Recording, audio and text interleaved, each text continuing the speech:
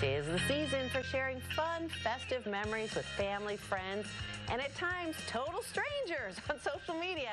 However, scrolling through all those pictures, reels, and stories could leave you feeling more like the Grinch. Enter the digital detox. Courtney Nelson from Evolved MD is here to tell us why, when, how to put away our phones. Welcome. Yeah, thank you for having us. I'm so glad you're here because I have so many of these questions as they pertain to me and to my kids who are 12 and 15. How do you know when it's time to do a digital detox? Yeah, I mean, it's really important to look at some of the signs that you might be impacted by your digital technology. So if you have that feeling of, where's my phone? I can't find it. And yes. You start having stress or anxiety. Like a missing limb? Something is missing. You feel tethered to it. Yeah. Checking it multiple times, like every few minutes, feeling like you have to look at it. Or if you start to feel anxious or angry or depressed after you've been scrolling through social media. And then literally me every day. And the doom scrolling at night, not going to bed, staying up too late, yes. not sleeping at all. Those are all signs that you might be too attached, and really using a digital detox is going to be something really beneficial to you. But I literally feel like you've just described everybody who owns a phone, because that's how it's been designed to be addictive. Social media is a form of consumerism and comparability, and it's not good always. And so finding that way to step away from, and you're right, that there's a fifth of adults that say that technology is an extreme stress in their lives. So for a large majority of us, having a digital detox is going to be really beneficial to our health. Okay, so let's talk it through. How does it work? Is this for a day, a week, 2 weeks?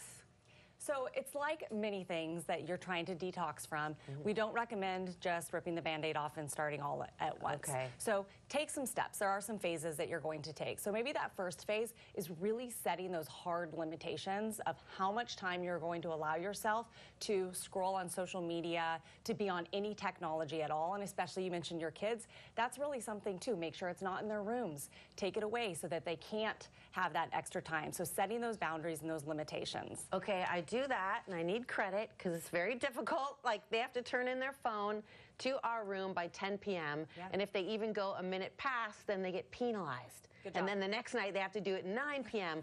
But I have a harder time setting those boundaries for myself. And I feel like something does happen to my brain, compare and despair. If I'm scrolling and everyone else's home looks cleaner and more festive and their kids look happier, like, it's not real. I'm comparing my insides to their outsides. That comparison is a really big piece, and that's why it's so important to step away, because the benefits of a digital detox is you're going to be more present with your family. You're going to be more intentional, more focused during the holidays, and you'll really find more joy in the actual activities that you're doing and not comparing to and losing. What they say, comparison is the biggest thief of joy, yeah. because you're comparing yourself to what other people are doing. So stepping away, setting those boundaries, it's really going to help make a really positive impact in your mental health. So you're saying don't go cold turkey, like I'm not going to use my phone, but just set boundaries for yourself in terms of how many hours per day do you think is safe? Well, the large majority of adults spend 11 hours a day scrolling, listening to, looking. So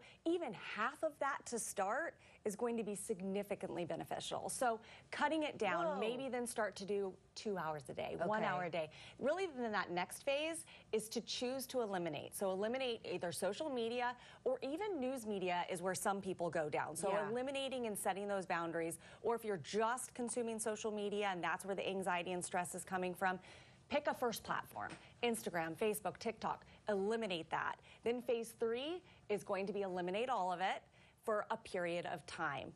You're going to start sleeping better. You'll see your anxiety and your stress decreasing, and you're really gonna, again, find that joy in the moments that you're living in.